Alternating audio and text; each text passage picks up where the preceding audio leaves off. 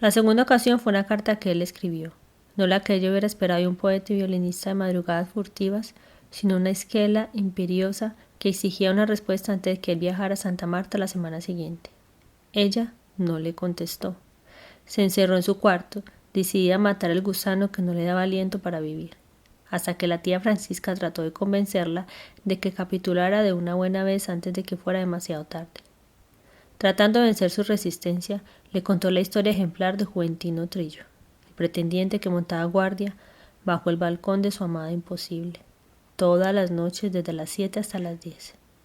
Ella lo agredió con cuantos desaires se le ocurrieron y terminó por vaciarle encima desde el balcón, noche tras noche, una vacinilla de orines, pero no consiguió ahuyentarlo. Al cabo de toda clase de agresiones bautismales, conmovida por la abnegación de aquel amor invencible, se casó con él. La historia de mis padres no llegó a estos extremos. La tercera ocasión del asedio fue una boda de grandes vuelos, a la cual ambos fueron invitados como padrinos de honor. Luisa Santiago no encontró pretexto para faltar a un compromiso tan cercano a la familia, pero Gabriel Eligio había pensado lo mismo y acudió a la fiesta dispuesto para todo. Ella no pudo dominar su corazón cuando lo vio atravesar la sala con una determinación demasiado sensible y la invitó a bailar la primera pieza. La sangre me golpeaba tan fuerte por dentro del cuerpo que ya no supe si era de rabia o de susto, me dijo ella. Él se dio cuenta y le asestó un zarpazo brutal. Ya no tiene que decirme que sí, porque su corazón me lo está diciendo. Ella, sin más vueltas, lo dejó plantado en la sala a la mitad de la pieza, pero mi padre lo entendió a su manera. Quedé feliz, me dijo. Luisa Santiago no pudo resistir el rencor que sentía contra sí misma cuando la despertaron en la madrugada los requiebros del vals envenenado. Cuando el baile se acabó, al día siguiente, a primera hora, le devolvió a Gabriel Eligio todos sus regalos. Este desaire inmerecido y la comadrería del plantón en la boda, como las plumas echadas al aire, ya no tenía vientos de regreso. Todo el mundo dio por hecho que era el final sin gloria de una tormenta de verano. La impresión se fortaleció porque Luisa Santiago tuvo una recaída en las fiebres tercianas de la infancia y su madre la llevó a temperar en la población de Manaure, un recodo paradisíaco en las estribaciones de la Sierra Nevada. Ambos negaron siempre que hubieran tenido comunicación alguna en aquellos meses, pero no es muy creíble, pues cuando ella regresó, repuesta de sus males, se le veía a ambos repuestos también de sus recelos. Mi padre decía que fue a esperarla en la estación porque había leído el telegrama con que Mina anunció el regreso a casa, y en la forma en que Luisa Santiago le estrechó la mano al saludarlo sintió algo como una seña masónica que él interpretó como mensaje de amor. Ella lo negó siempre con el pudor y el rubor con que evocaba aquellos años. Pero la verdad es que desde entonces se les vio juntos con menos reticencias. Solo le faltaba el final que le dio la tía Francisca la semana siguiente, mientras cosían en el corredor de las begonias. Yamina lo sabe. Luisa Santiago dijo siempre que fue la oposición de la familia lo que hizo saltar los diques del torrente que llevaba reprimido en el corazón desde la noche en que dejó al pretendiente plantado en mitad del baile. Fue una guerra encarnizada.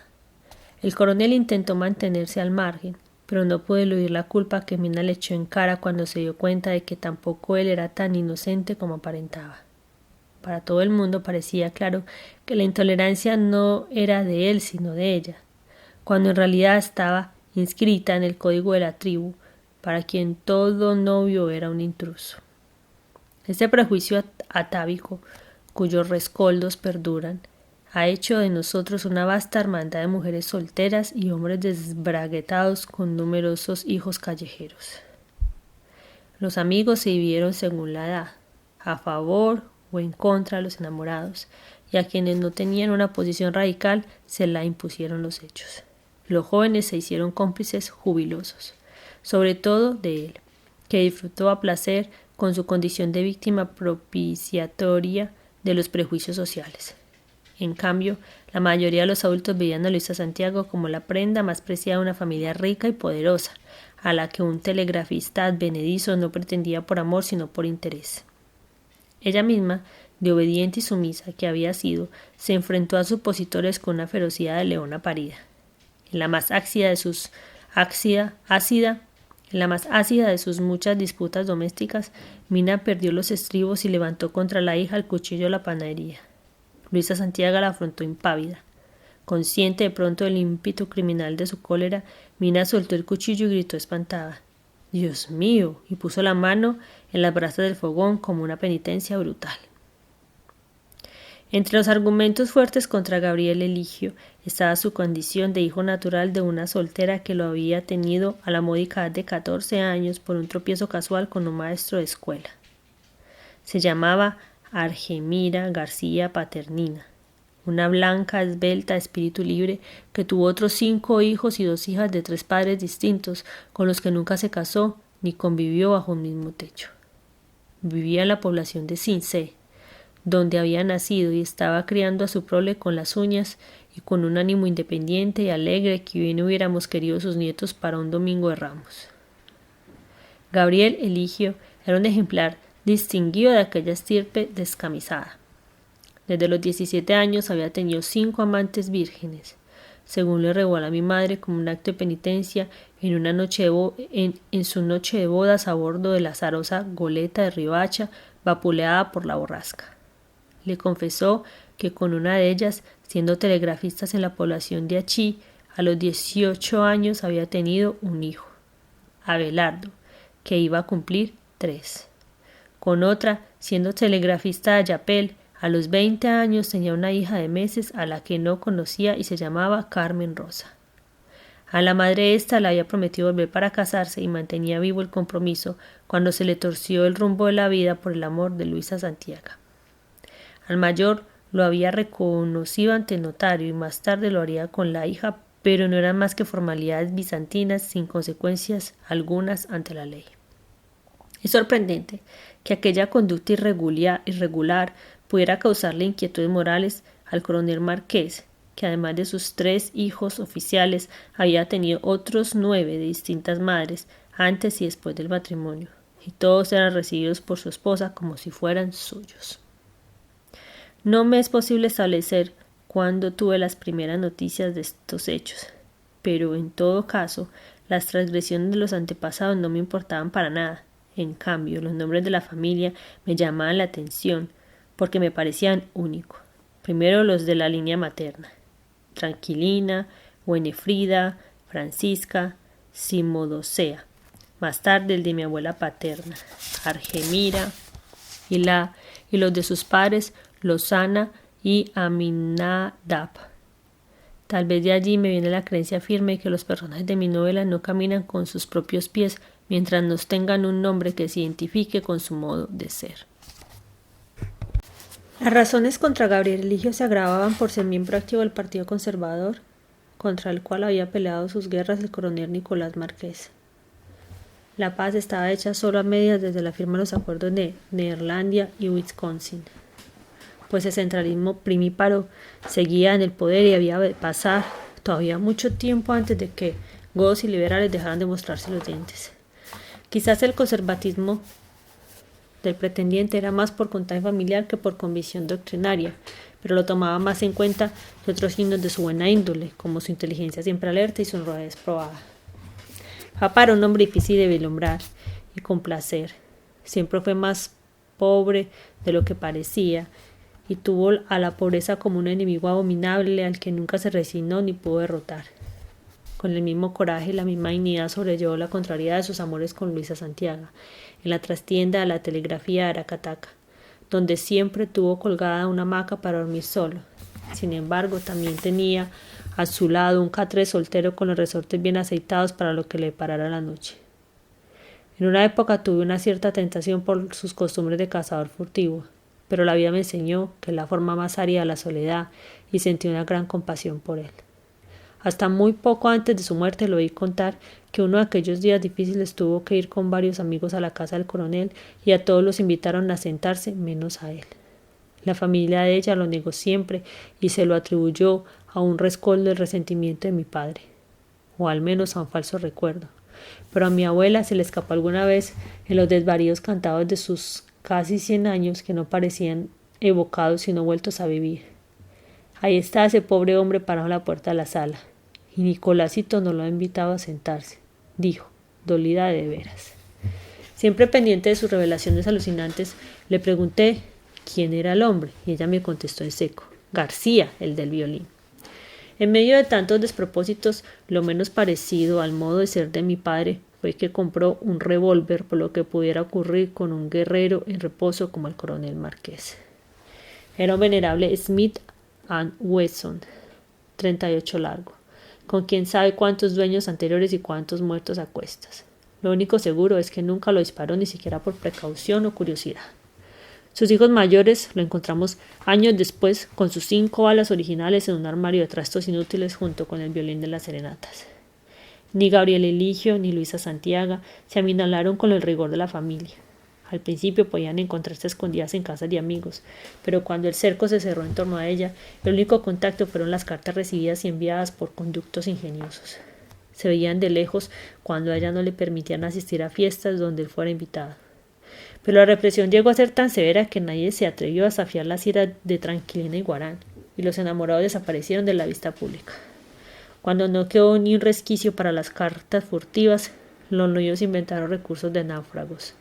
Ella logró esconder una tarjeta de felicitación en un podín que alguien había encargado para el cumpleaños de Gabriel Eligio, y este no desaprovechó ocasión de mandarle telegramas falsos e inocuos con el verdadero mensaje cifrado o escritos con tinta simpática.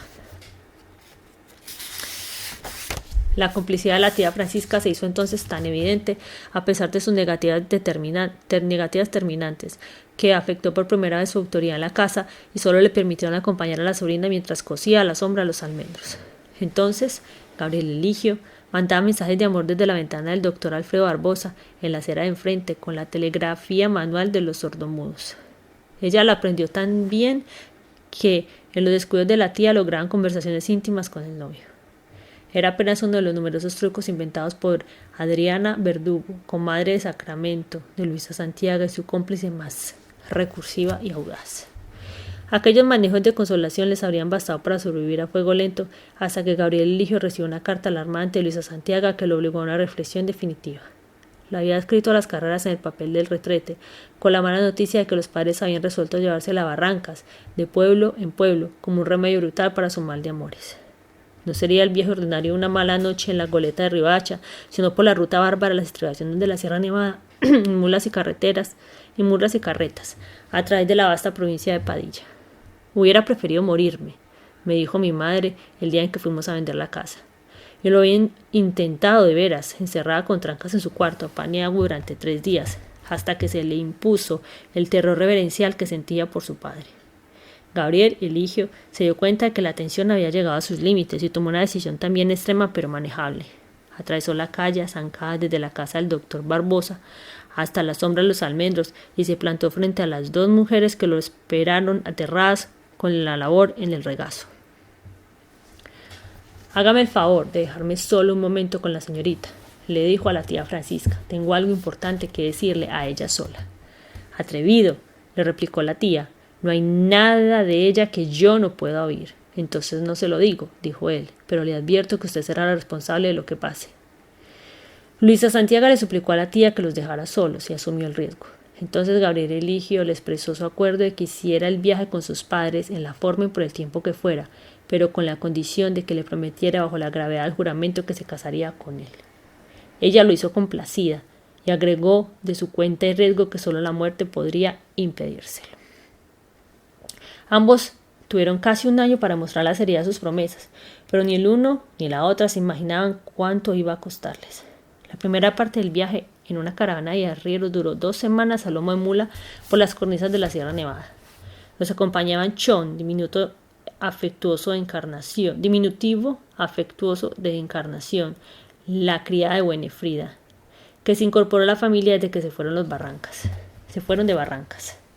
El coronel conocía de sobra aquella ruta escarpada donde había dejado un rastro de hijos en las noches desperdigadas de sus guerras, pero su esposa la había preferido sin conocerla por los malos recuerdos de la goleta. Para mi madre, que además monta una mula por primera vez, fue una pesadilla de soles desnudos y aguaceros feroces, con el alma en un hilo por el vaho adormecedor de los prejuicios. Vaho adormecedor de los precipicios. Pensar en un novio incierto con sus trajes de medianoche y el violín de madrugada parecía una burla en la imaginación. Al cuarto día, incapaz de sobrevivir, amenazó a la madre con tirarse al precipicio si no volvían a casa. Mina, más asustada que ella, lo decidió. Pero el patrón de la cordada le demostró en el mapa que regresar o proseguir daba lo mismo. El alivio le llegó a los 11 días, cuando divisaron desde la última cornisa la llanura radiante de Valledupar. Antes de que culminara la primera etapa, Gabriel Eligio se había asegurado una comunicación permanente con la novia errante, gracias a la complicidad de los telegrafistas de los 7 pueblos donde ella y su madre iban a demorarse antes de llegar a Barrancas. También Luisa Santiago hizo lo suyo. Toda la provincia estaba saturada de iguaranes y cotes, cuya conciencia de casta tenía el poder de una maraña impenetrable, y ella logró ponerla de su lado. Esto le permitió mantener una correspondencia febril con Gabriel Eligio desde Valledupar, donde permaneció 3 meses, hasta el término del viaje, casi un año después. Le bastaba con pasar por la telegrafía de cada pueblo con la complicidad de una parentela joven y entusiasta para recibir y contestar sus mensajes. John, la sigilosa, jugó un papel invaluable porque llevaba mensajes escondidos entre sus trapos sin inquietar a Luisa Santiago ni herir su pudor, porque no sabía leer ni escribir y podía hacerse matar por un secreto. Casi 60 años después, cuando trataba de sacar estos recuerdos para el amor en los tiempos del cólera, mi quinta novela, le pregunté a mi papá si en la jerga de los telegrafistas existía una palabra específica para el acto de enlazar una oficina con otra. Él no tuvo que pensarla, enclavijar. La palabra está en los diccionarios, no para el uso específico que me hacía falta, pero me pareció perfecta para mis dudas. Por la comunicación con las distintas oficinas se establecía mediante la conexión de una clavija en un tablero de terminales telegráficas. Nunca lo comenté con mi padre. Sin embargo, poco antes de su muerte le preguntaron en una entrevista de prensa si él hubiera querido escribir una novela y contestó que sí, pero que había desistido cuando le hice la consulta sobre el verbo enclavijar, porque entonces descubrió que el libro que yo estaba escribiendo era el mismo que él pensaba escribir. En esa ocasión recordó además un dato oculto que habría podido cambiar el rumbo de nuestras vidas, y fue que a los 6 meses de viaje, cuando mi madre estaba en San Juan del Cesar, le llegó a Gabriel Eligio el soplo confidencial de que Mina llevaba el encargo de preparar el regreso definitivo de la familia a Barrancas, una vez cicatrizados los rencores de la muerte de Medardo Pacheco. Le pareció absurdo cuando los malos tiempos habían quedado atrás y el imperio absoluto de la compañía bananera empezaba a parecerse al sueño de la tierra prometida. Pero también era razonable que la tosudez de los marqueses Iguarán lo llevara a sacrificar la propia felicidad con tal de librar a la hija de las garras del gavilán. La decisión inmediata de Gabriel Eligio fue gestionar su traslado para la telegrafía de Riohacha, a unas 20 leguas de Barrancas. No estaba disponible, pero le prometieron tomar en cuenta la solicitud. Luisa Santiago no pudo averiguar las intenciones secretas de su madre, pero tampoco se atrevió a negarlas, porque le había llamado la atención que cuanto más se acercaban a Barrancas, más suspirantes y apacibles le parecían. John, confidente de todos, no le dio tampoco ninguna pista. Para sacar verdades, Luisa Santiago le dijo a su madre que le encantaría quedarse a vivir en Barrancas.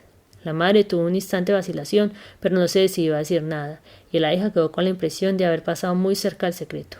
Inquieta, se libró al azar de las barajas con una gitana callejera que no le dio ninguna pista sobre su futuro en Barrancas, pero a cambio le anunció que no habría ningún obstáculo para una vida larga y feliz con un hombre remoto que apenas conocía, pero que iba a amarla hasta morir. La descripción que hizo de él le volvió el alma al cuerpo, porque le encontró rasgos comunes con su prometido, sobre todo en el modo de ser. Por último, le predijo sin un punto de duda que tendría 6 hijos con él. Me morí de susto, me dijo mi madre la primera vez que me lo contó, sin imaginarse siquiera que sus hijos serían 5 más. Ambos tomaron la predicción con tanto entusiasmo que la correspondencia telegráfica debe ser entonces un concierto de intenciones ilusorias y se volvió metódica y práctica y más intensa que nunca. Fijaron fechas, establecieron modos y empeñaron sus vidas en la determinación común de casarse sin consultar con nadie, donde fuera y como fuera, cuando volvieran a encontrarse. Luisa Santiago fue tan fiel al compromiso que en la población de Fonseca no le pareció correcto asistir a un baile de gala sin el consentimiento del novio. Gabriel Eligio estaba en la hamaca sudando una fiebre de 40 grados cuando sonó la señal de una cita telegráfica urgente. Era su colega de Fonseca. Para seguridad completa, ella preguntó quién estaba operando el manipulador al final de la cadena. Más atónico que agalagado, el novio transmitió una frase de identificación: dígale que soy su ahijado.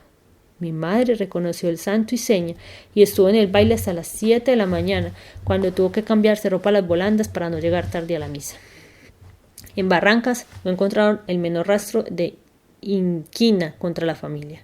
Al contrario, entre los allegados de Medardo Pacheco prevalecía un ánimo cristiano de perdón y olvido 17 años después de la desgracia. La recepción de la parentela fue tan entrañable que entonces fue Luisa Santiago quien pensó en la posibilidad de que la familia regresara a aquel remanso de la sierra tan distinto del calor y el polvo y los hados sangrientos y los fantasmas decapitados de Aracataca.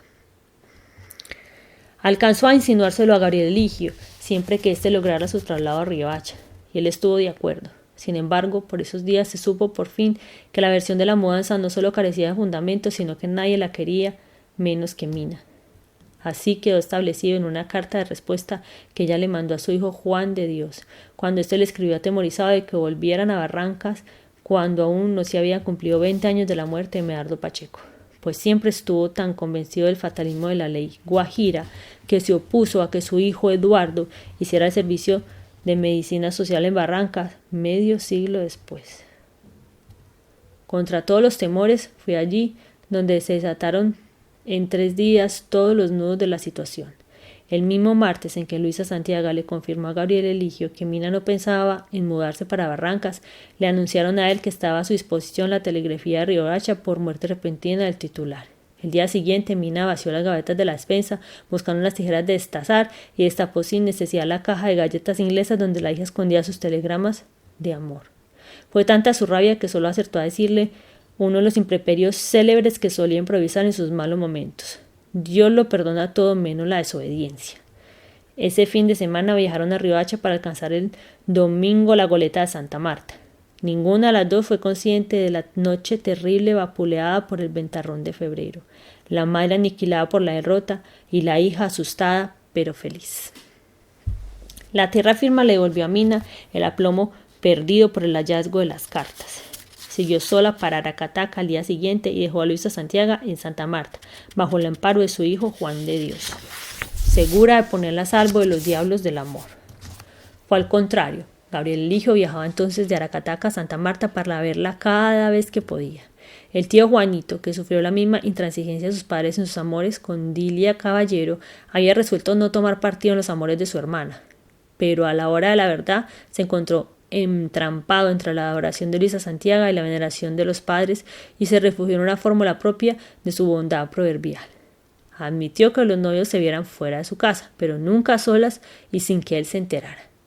Dilia Caballero, su esposa, que perdonaba pero no olvidaba, urdió para su cuñada las mismas casualidades infalibles y las martingalas maestras con las que ella burlaba la vigilancia de sus suegros.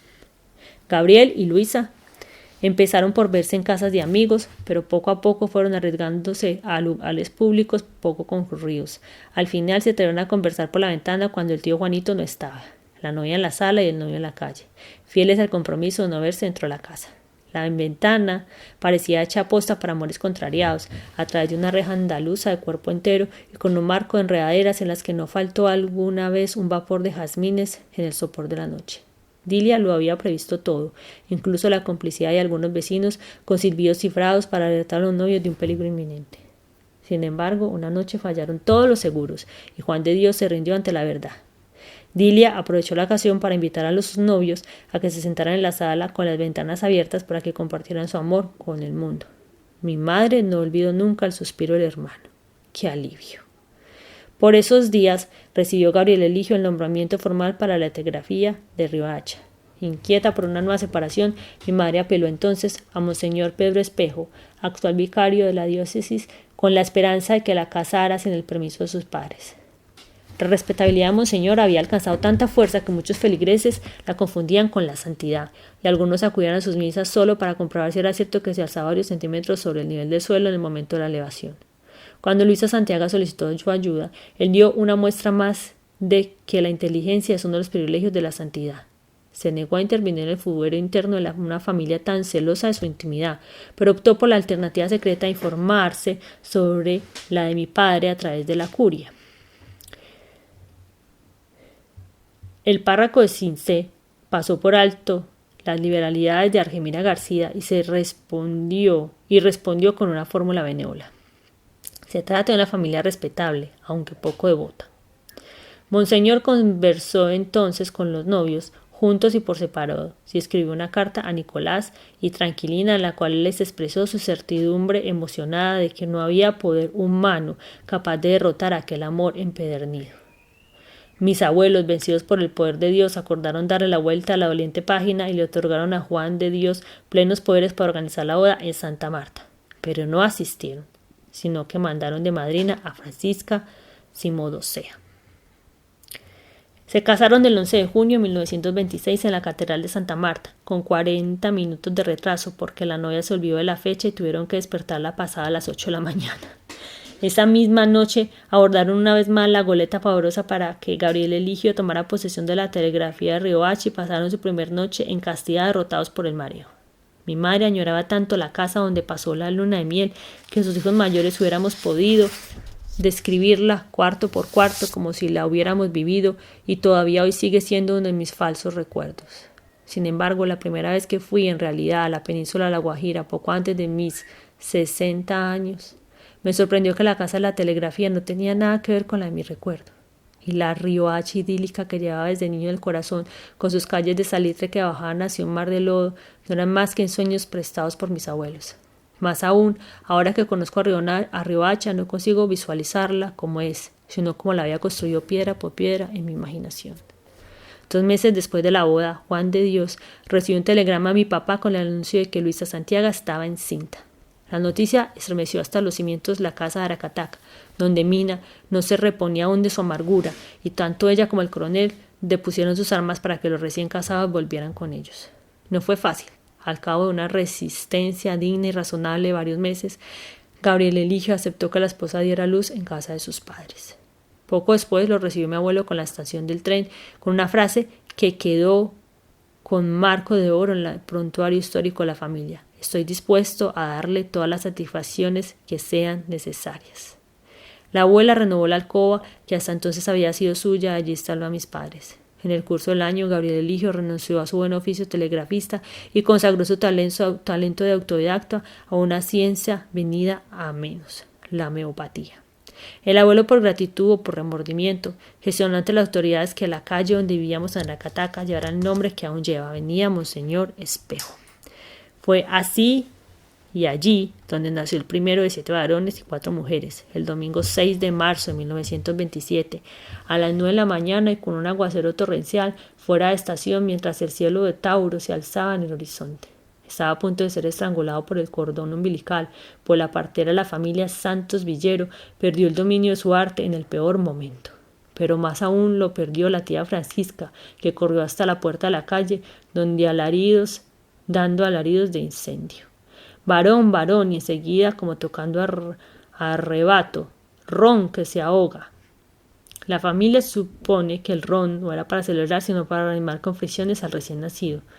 Misia Juana de Freites, que hizo su entrada providencial en la alcoba, me contó muchas veces que el riesgo más grave no era el cordón umbilical, sino una mala posición de mi madre en la cama. Ella se la corrigió a tiempo, pero no fue fácil reanimarme. De modo que la tía Francisca me echó al agua bautismal de emergencia. Debí de llamarme Olegario, que era el santo del día, pero nadie tuvo a la mano el santoral, así que me pusieron de urgencias el primer nombre de mi padre, seguido por el de José, el carpintero, por ser el patrono de Aracataca y por estar en su mes de marzo. Misia Juana de Freites propuso un tercer nombre en memoria de la reconciliación general que se lograba entre familias y amigos como venía al mundo, pero en el acta del bautismo formal que me hicieron 3 años después olvidaron ponerlo. Gabriel José de la Concordia.